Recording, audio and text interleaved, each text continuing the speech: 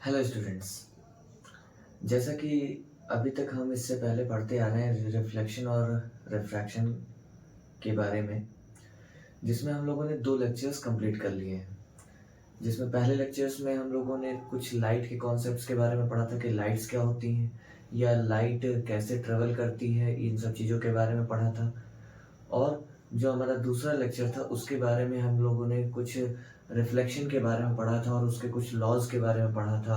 और उसके बाद में हमने पढ़ा था कि मिरर्स कैसे कैसे काम करते हैं या किस टाइप के मिरर्स होते हैं। अब हम लोग इस चैप्टर के नेक्स्ट टॉपिक पे चलते हैं, जो कि हमें रे डायग्राम्स की तरफ लेकर जाता है। रे डायग्राम्स वही एक चीज़ है जिससे आप लोग बहुत ज़्यादा डरते हैं, ठीक है, कैसे बनाया जाता है। तो आज मैं आपको कुछ टॉपिक्स बताने जा रहा हूँ जो कि इसके लिए बहुत ही ज़्यादा इम्पॉर्टेंट है। और अगर आपने आज के इन टॉपिक्स पे कवर कर लिया या इन टॉपिक्स को आपने अच्छे से पढ़ लिया तो आपको आगे चल के कोई भी दिक्कत नहीं होने वाली है इस चैप्टर से आने वाले किसी भी रे डायग्राम से या कोई भी न्यूमेरिकल क्वेश्चन से। ठीक है, चलिए स्टार्ट करते हैं। सबसे पहले जब हम स्टार्ट करते हैं तो हमारा टॉपिक आता है, देखते हैं इसे, terms related to the curved mirrors या स्फेरिकल मिरर। हम लोगों ने लास्ट वीडियो में इसके बारे में डिस्कशन किया था कि कर्व्ड मिरर्स क्या होते हैं या स्फेरिकल मिरर्स क्या होते हैं उनके बारे में। अब इनसे रिलेटेड कुछ और टर्म्स हैं या डिफिनेशंस कह सकते हैं जिनको हमें पढ़ना बहुत ज़्यादा ज़रूरी है। ठीक है, जिसका पहला पॉइंट आता है सेंटर ऑफ कर्वेचर। ये सेंटर ऑफ कर्वेचर क्या होता है, देखिए पहले हम इसके डिफिनेशंस पे ध्यान देते हैं। The center of the sphere, whose the spherical mirror is a part, is known as the center of curvature. It is denoted by C. इसका मतलब क्या है? अब मैंने आपको कल बताया था कर्व मिरर किसी एक हॉलो स्फीयर का पार्ट होता है, मतलब किसी एक खोखले गोले का पार्ट होता है। तो ये जो स्फेरिकल मिरर या कर्व मिरर है, ये जिस खोखले गोले का एक पार्ट है उसका कोई ना कोई सेंटर होगा। जिस भी गोले का ये पार्ट है उसका कोई ना कोई सेंटर और कोई ना कोई, हिंदी में बात करें तो केंद्र होगा। उसी सेंटर को हम इस रिफ्लेक्टिंग सरफेस का या इस मिरर का सेंटर ऑफ कर्वेचर कहते हैं। क्लियर है? और इसको हम लोग इंग्लिश के कैपिटल लेटर सी से डिनोट करते हैं। जैसा कि आप यहाँ फिगर में देख पा रहे हैं कि यहाँ पर एक साइड मैंने ये कॉनकेव मिरर और दूसरे साइड कॉन्वेक्स मिरर का डायग्राम लिया हुआ है। कॉनकेव मिरर में देखिए कि इसका जो एक स्फीयर कंप्लीट हो रहा है ये, उसका ये जो सेंटर है पॉइंट सी, यही हमारा सेंटर ऑफ कर्वेचर कहलाता है। और यही कॉन्वेक्स मिरर में जो राइट साइड पे है वो हमारा कॉन्वेक्स मिरर का सेंटर ऑफ कर्वेचर कहलाता है। लेकिन आपको ये चीज़ हमेशा ध्यान देना है कि जो रे डायग्राम्स हैं उसमें कॉनकेव मिरर का सेंटर ऑफ कर्वेचर हमेशा रियल होता है और कॉन्वेक्स मिरर का सेंटर ऑफ कर्वेचर हमेशा वर्चुअल होता है। इतना ध्यान रखिएगा कि कॉन्वेक्स मिरर में रिफ्लेक्टिंग सरफेस के पीछे सेंटर ऑफ कर्वेचर है। जैसे आप यहाँ फिगर में देखिए, इसमें जो रिफ्लेक्टिंग सरफेस है वो इधर की ओर है, जबकि इसका सेंटर ऑफ कर्वेचर पीछे की ओर है। समझ में आ गया? और वही कॉनकेव मिरर में देखिए कि जिस साइड रिफ्लेक्टिंग सरफेस है उसी साइड सेंटर ऑफ कर्वेचर है। तो आपको हमेशा ये ध्यान रखना है कि कॉनकेव मिरर के लिए सेंटर ऑफ कर्वेचर जो होता है वो एक रियल है, पॉइंट है, और वही कॉन्वेक्स मिरर के लिए वो सेंटर ऑफ कर्वेचर एक वर्चुअल पॉइंट है। ओके, चलिए ये आपको समझ में आ गया। तो हम लोग नेक्स्ट टॉपिक पे चलते हैं। क्या नेक्स्ट इसका टर्म है poll. What do you mean by poll? Poll का मतलब क्या होता है? तो जैसा कि सभी में हमने पढ़ा, सबसे पहले हम इसके डिफिनेशन पे ध्यान देते हैं क्या होती है। The center of the reflecting surface of a spherical mirror is the point called the pole. It lies on the surface of the mirror. The pole is usually represented by the letter P. मतलब अभी जो हमने एक होलो sphere के centre की बात करी वो सेंटर ऑफ कर्वेचर था, वैसे ही जो स्फेरिकल मिरर का जो रिफ्लेक्टिंग सरफेस है उस रिफ्लेक्टिंग सरफेस के सेंटर पॉइंट को हम कहते हैं पोल। जैसे अगर हम यहाँ एक रिफ्लेक्टिंग सरफेस हमने ऐसे से ड्रॉ किया और इसका जो सेंटर पॉइंट इस जगह पर होगा, ये हमारा पोल कहलाएगा। आप अगर इस फिगर में देखिए, इन्हीं दोनों फिगर्स में देखिए, तो यहाँ पर आपको एक पी पॉइंट दिखाई दे रहा है यही हमारा पोल है, क्योंकि ये जो पूरा रिफ्लेक्टिंग सरफेस है ये इसके मिड पॉइंट पे आता है। ठीक है, तो पोल क्या हो गया, the mid point of the centre of curvature, sorry, the mid point of the reflecting surface is called the pole, and the midpoint of the hollow sphere, मतलब center point of the hollow sphere is known as the center of curvature। Very good. चलते हैं next topic पे, जो है हमारा radius of curvature. Radius of curvature क्या होता है, the radius of the sphere of which the reflecting surface of A spherical mirror forms a part is called the radius of curvature. अभी जैसे हमने सेंटर ऑफ कर्वेचर के बारे में पढ़ा कि हॉलो स्फीयर का जो सेंटर है वो सेंटर ऑफ कर्वेचर है होता है, वैसे ही जो उस हॉलो स्फीयर की जो रेडियस होगी उसे हम लोग रेडियस ऑफ द कर्वेचर कहेंगे। It is very simple. समझ में आ गया कि मतलब जो हॉलो स्फीयर है, जो गोला है, खोखला गोला है, जिसका कि एक कर्व्ड मिरर या स्फेरिकल मिरर एक पार्ट है, उस गोले की जो रेडियस है उसे हम लोग रेडियस ऑफ कर्वेचर कहते हैं। ठीक है, और रेडियस ऑफ कर्वेचर की हम लोग दूसरी डिफिनेशन भी ऐसे दे सकते हैं कि the distance between the centre of curvature and the pole of the reflecting surface of mirror, मतलब पोल और सेंटर ऑफ कर्वेचर के बीच की जो डिस्टेंस है उसे भी हम लोग रेडियस ऑफ कर्वेचर कह सकते हैं। क्लियर है ना? ठीक है, और इसको हमेशा किससे डिनोट करते हैं, कैपिटल आर से। ये चीज आपके लिए ध्यान देना बहुत ही कंपलसरी है कि किस चीज को किस लेटर से हम लोग डिनोट करते हैं। सेंटर ऑफ कर्वेचर को किससे डिनोट करते हैं, सी से डिनोट करते हैं। पोल को किससे डिनोट करते हैं, कैपिटल पी से। और वहीं रेडियस ऑफ कर्वेचर को किससे डिनोट करते हैं, कैपिटल आर से। चलिए नेक्स्ट, यहाँ पर अगर आप देखें तो ये जो पोल और सेंटर ऑफ कर्वेचर है इनके बीच की ये जो डिस्टेंस है ये हमारी रेडियस ऑफ कर्वेचर कहलाएगी। ऐसे ही इस मिरर में भी ये जो पोल और सेंटर ऑफ कर्वेचर के बीच की डिस्टेंस है ये रेडियस ऑफ कर्वेचर कहलाएगी। यहाँ पर ये देखिए नीचे डिनोट किया गया हुआ है। ओके, चलिए वेरी गुड। नेक्स्ट टॉपिक पे चलते हैं। नेक्स्ट टॉपिक हमारा आता है प्रिंसिपल एक्सिस। प्रिंसिपल एक्सिस क्या होता है, पढ़ते हैं। A straight line passing through the pole and the center of curvature of a spherical mirror is called the principal axis. Principal axis is normal to the mirror at its pole. बस ये कोई बहुत बड़ी चीज नहीं है। Principal axis आपको ध्यान देना है कि एक ऐसी इमेजिनरी लाइन जो कि स्फेरिकल मिरर के सेंटर ऑफ कर्वेचर से होकर जाती है और उसके पोल से होकर जाती है, एक वो इमेजिनरी स्ट्रेट लाइन जो स्फेरिकल मिरर के सेंटर ऑफ कर्वेचर और पोल से होकर जाती है, उसे ही हम लोग कहते हैं प्रिंसिपल एक्सिस। क्लियर है ना? चलिए वेरी गुड। यहाँ पर आप देख सकते हैं ये जो लाइन एक्स वाई आपको इसमें दिखाई दे रही है इमेज में, ये यही लाइन हमारी प्रिंसिपल एक्सिस है। समझ में आया कि नहीं आया? तो क्या चीज है प्रिंसिपल एक्सिस? एक ऐसी इमेजिनरी स्ट्रेट लाइन जो कि स्फेरिकल मिरर के सेंटर ऑफ कर्वेचर से और पोल से होकर जाती है। क्लियर है? और दूसरा पॉइंट जो बहुत ध्यान देने वाली बात है, ये जो प्रिंसिपल एक्सिस होती है ये पोल पर एक नॉर्मल की तरह काम करती है। नॉर्मल क्या चीज है, अब ये भी आपको याद नहीं होगा। जो लॉज ऑफ रिफ्लेक्शन में हम लोगों ने पढ़ा था, इंसिडेंट रे, रिफ्लेक्टेड रे और नॉर्मल, वही नॉर्मल ये चीज कि मतलब जो रिफ्लेक्टिंग सरफेस है उस पर ये एज अ परपेंडिकुलर काम करती है प्रिंसिपल एक्सिस। समझ में आ गया?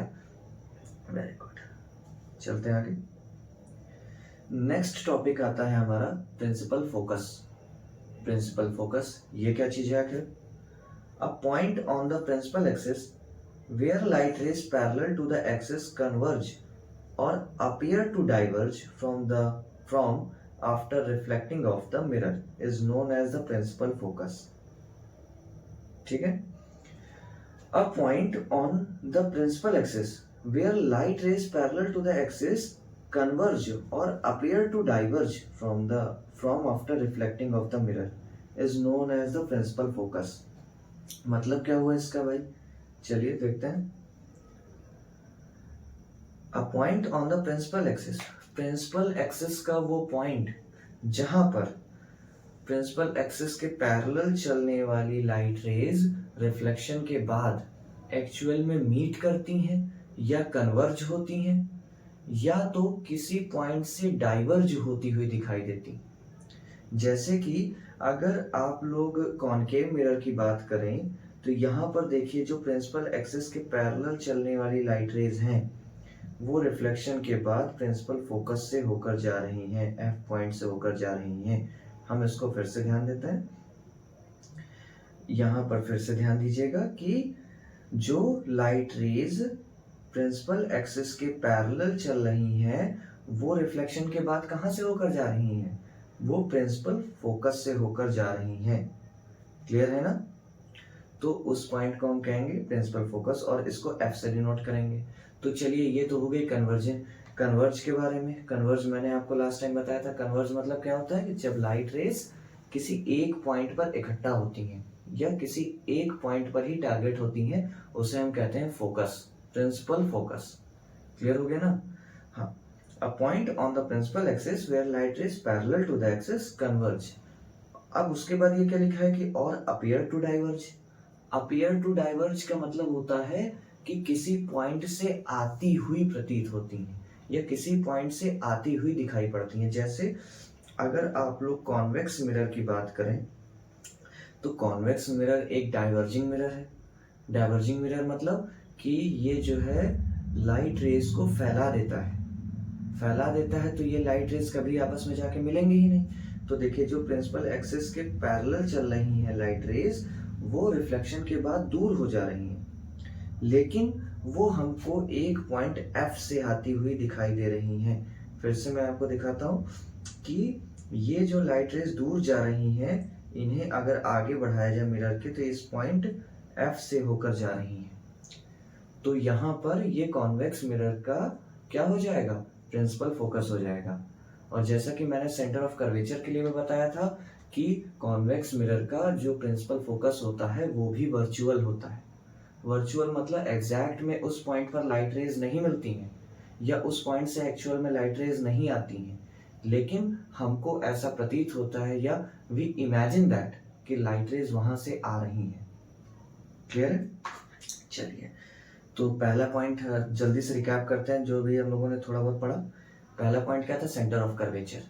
The centre of the hollow sphere whose the spherical mirror is part, मतलब जो स्फेरिकल मिरर जिस सेंटर का एक पार्ट है उसको हम कहते हैं सेंटर ऑफ कर्वेचर। सॉरी, जिस हॉलो स्फीयर का एक पार्ट है उसके सेंटर को हम कहते हैं सेंटर ऑफ कर्वेचर। इसको सी से डिनोट करते हैं। उसके बाद आता है पोल, मतलब जो रिफ्लेक्टिंग सरफेस है जो स्फेरिकल मिरर है उसका जो सेंटर पॉइंट है उसे पोल कहते हैं, इसे पी से डिनोट करते हैं।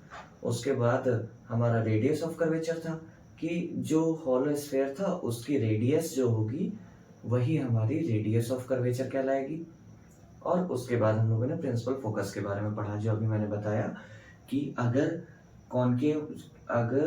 प्रिंसिपल एक्सिस के चलने वाली पैरेलल लाइट रेज रिफ्लेक्शन के बाद किसी पॉइंट पर कन्वर्ज होती हैं या किसी पॉइंट से डाइवर्ज होती हुई दिखाई देती हैं तब वो हमारी लाइट रेज, सॉरी वो पॉइंट हमारा जो है जिस पर कन्वर्ज हो रही है या जहां से डाइवर्ज हो रही है उस पॉइंट को हम कहते हैं principal focus of the mirror, मतलब वो उसका प्रिंसिपल फोकस कहलाएगा और इसे कैपिटल एफ से डिनोट करते हैं।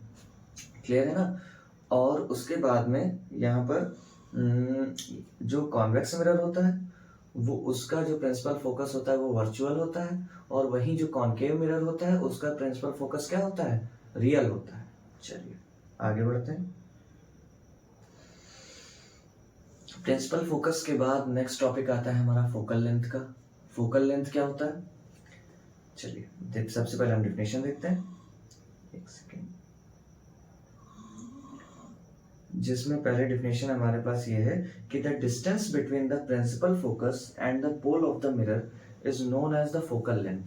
मतलब प्रिंसिपल फोकस और पोल, मिरर के जो पोल है उनके बीच की जो डिस्टेंस होती है उसे हम लोग उस मिरर की फोकल लेंथ कहते हैं।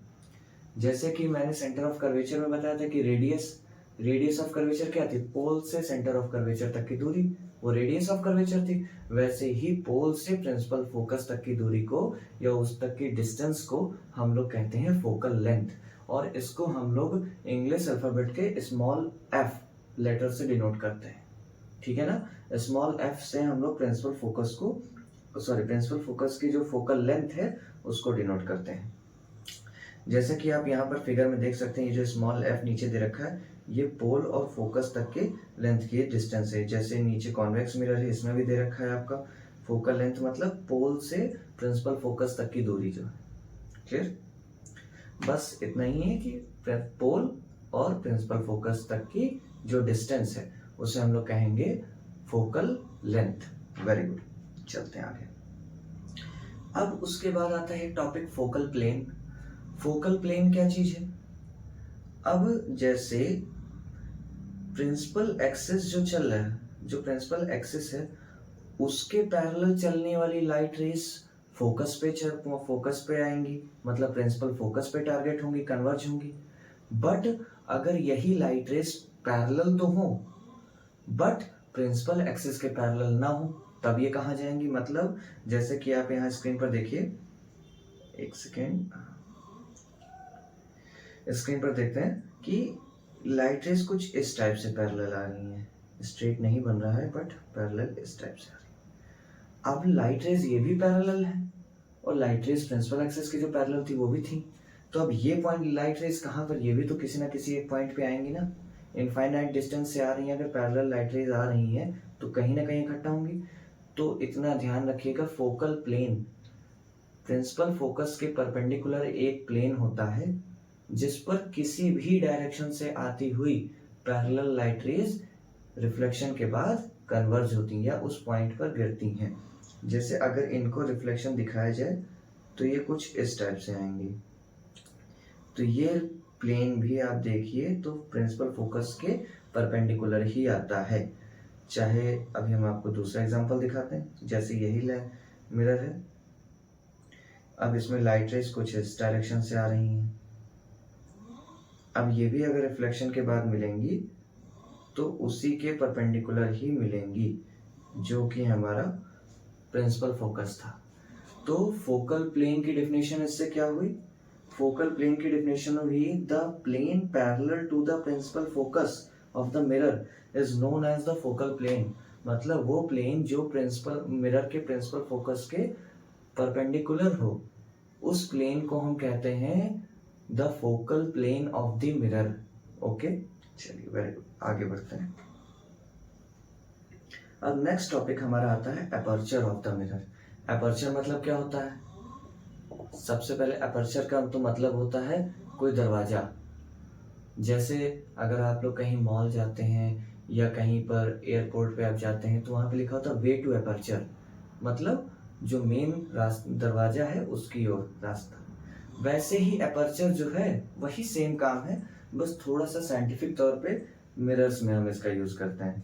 अपर्चर मतलब होता है the aperture of the mirror is the diameter of its effective reflecting surface. मतलब मिरर का जो इफेक्टिव रिफ्लेक्टिंग सरफेस है उसका जो क्या है, डायमीटर है। मतलब मिरर का ये पूरा दरवाजा एक तरह से कि इसमें कितनी लाइट आ सकती है, तो वही ये जो पूरा डायमीटर है इसे ही हम अपर्चर ऑफ द मिरर कहते हैं।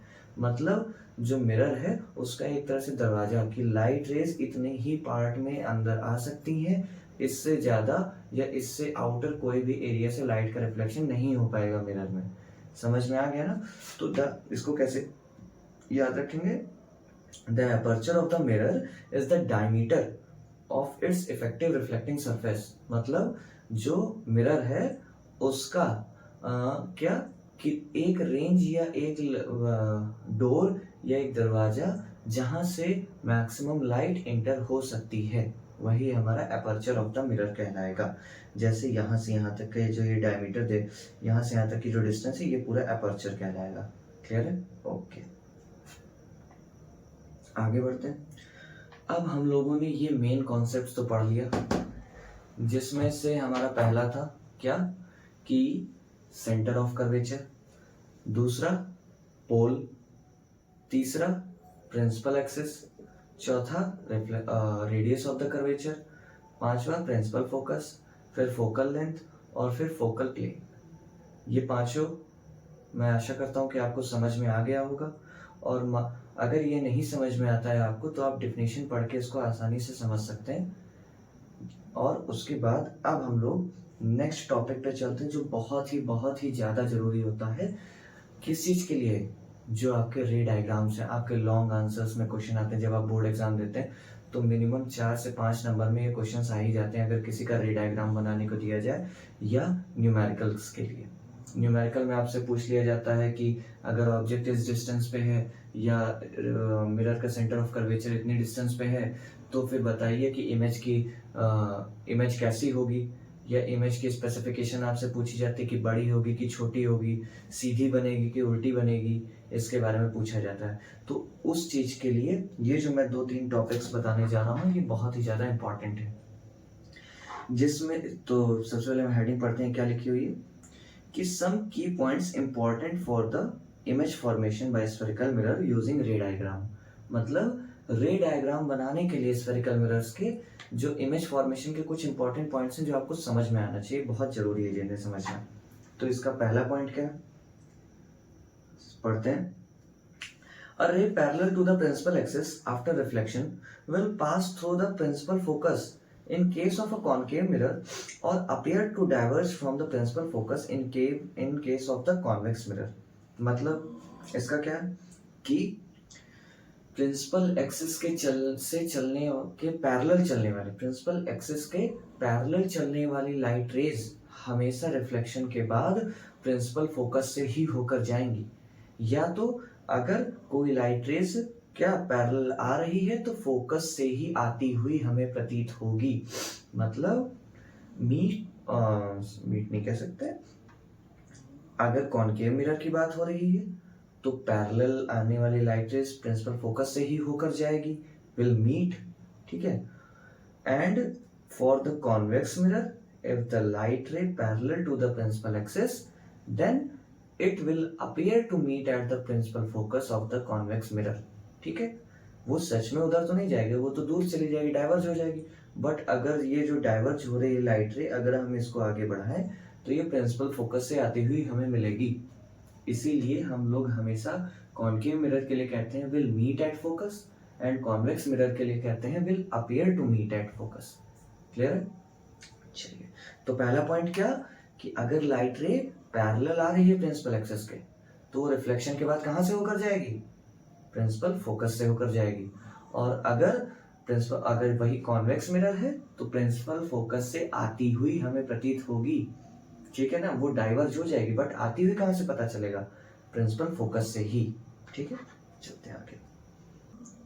A ray passing through the principal focus or of a concave mirror or a ray which is directed toward the principal focus of a convex mirror after reflection will emerge parallel to the principal axis। अब इसका मतलब क्या है, तो जैसे अभी हमने पिछले एग्जांपल में पढ़ा कि अगर प्रिंसिपल एक्सिस के पैरेलल चल रही लाइट रेज तो प्रिंसिपल फोकस से होकर जाएंगी। ये जो नेक्स्ट रूल है ये जस्ट इसका अपोजिट है। इसका मैंने फिगर इसमें नहीं शो किया है बट हम इसको प्रैक्टिकली इसको देखेंगे। ये बहुत ही सिंपल सी चीज जो हमने पिछला भी पढ़ा उसका ही बस अपोजिट है। हमने पहले क्या पढ़ा कि अगर प्रिंसिपल एक्सिस के पैरेलल लाइट रेज आ रही हैं तो फोकस से होकर जाएंगी। इसमें क्या है कि अगर के कोई लाइट रे फोकस से होकर आ रही है, कहां से होकर आ रही है, फोकस से होकर आ रही है, तो वो प्रिंसिपल एक्सिस के पैरेलल हो जाएगी। क्लियर है? या तो कोई लाइट रे अगर फोकस से आती हुई प्रतीत हो रही है या will appear to come from focus. ठीक है, जैसे कि एक यहाँ पर हमारा प्रिंसिपल फोकस है और एक लाइट रे कुछ इस टाइप से आ रही है, इस टाइप से आ रही है तो ये शायद प्रिंसिपल फोकस की ओर जाती बट ये उधर जा नहीं सकती है, तो ये प्रिंसिपल एक्सिस के पैरेलल हो जाएगी। तो दूसरा पॉइंट क्या, पहला पॉइंट हमारा ये था कि अगर प्रिंसिपल एक्सिस के पैरेलल चल रही है तो वो क्या हो जाएगी, वो प्रिंसिपल फोकस से होकर जाएगी या उसकी ओर जाती हुई प्रतीत होगी। और दूसरा पॉइंट हमारा क्या है कि अगर फोकस से होकर आ रही है तो वो प्रिंसिपल एक्सिस के क्या हो जाएगी, पैरेलल चली जाएगी। समझ में आ गया? बस उसी का अपोजिट था, कोई बहुत टफ चीज नहीं है ये। नेक्स्ट चलते हैं टॉपिक पे। अब थर्ड पॉइंट आता है कि a ray passing through the center of curvature of a concave mirror or directed in the direction of the center of curvature of a convex mirror after reflection is reflected back along with the same path। मतलब कि अगर कोई light रे centre of curvature से आ रही है, अगर कोई लाइट रे सेंटर ऑफ कर्वेचर से आ रही है तो वो सेम उसी डायरेक्शन में वापस लौट जाएगी रिफ्लेक्शन के बाद। मतलब अगर कोई लाइट रे, किसी ऑब्जेक्ट से चलने वाली लाइट रेज अगर सेंटर ऑफ कर्वेचर से होकर जा रही है तो वो उसी डायरेक्शन में फिर से वापस लौट जाएगी। तो ऐसा होता क्यों? क्योंकि centre of curvature reflecting surface के हर पॉइंट के लिए एज अ नॉर्मल काम करता है। क्लियर है ना? और लॉज ऑफ रिफ्लेक्शन में हमने क्या बताया था कि अगर कोई लाइट रेज किसी नॉर्मल से होकर जाती है किसी ऑब्जेक्ट किसी मिरर के, तो वो बगैर डिस्टर्ब हुए जिस डायरेक्शन से आई है सेम उसी डायरेक्शन में 0 डिग्री एंगल के साथ सीधी चली जाएगी। तो यही इसका थर्ड रूल है कि अगर सेंटर ऑफ कर्वेचर से कोई लाइट रे आ रही है तो वो उसी डायरेक्शन में वापस चली जाएगी। क्लियर है ना? ओके, आगे बढ़ते हैं। Next fourth point. Fourth point हमारा क्या बताता है कि अगर लाइट रेज पोल से होकर जाती हैं, कॉनकेव मिरर के पोल से होकर जाती है, हम इसकी डेफिनेशन पढ़ते हैं। क्या है? एक second. A right ray incident obliquely to the principal axis towards the point P on the concave mirror or a convex mirror is reflected obliquely। इसका मतलब the incident and reflected rays follows the law of reflection at the point of incidence point P making equal angle with the principal axis। मैंने आपको शुरुआत में बताया था कि जो प्रिंसिपल एक्सिस होता है वो पोल पर एज ए नॉर्मल वर्क करता है। तो अगर कोई लाइट रे मिरर के पोल से होकर जाती है तो वो प्रिंसिपल एक्सिस से जितना एंगल ऑफ इंसिडेंस बनाएगी सेम उतने ही एंगल ऑफ रिफ्लेक्शन पे वो दूसरे डायरेक्शन में निकल जाएगी। जैसा कि आप यहाँ फिगर में देख पा रहे हैं कि जब लाइट रे आ रही है तो एंगल आई और एंगल आर ये लॉज ऑफ रिफ्लेक्शन के अकॉर्डिंग हमेशा इक्वल होते हैं, तो वो उसी एंगल पे सीधे निकल जाएगी। और ऐसा ही कॉन्वेक्स मिरर के साथ होगा। क्लियर हो गया? समझ में आया? चलिए, वेरी गुड, आगे बढ़ते हैं। Thank you.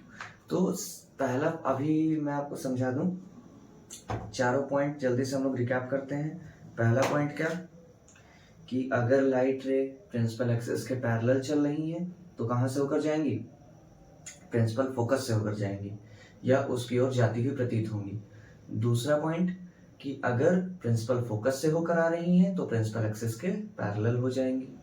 तीसरा पॉइंट कि अगर लाइट रे सेंटर ऑफ कर्वेचर से होकर जा रही है तो वो उसी डायरेक्शन में वापस लौट जाएंगी। क्यों?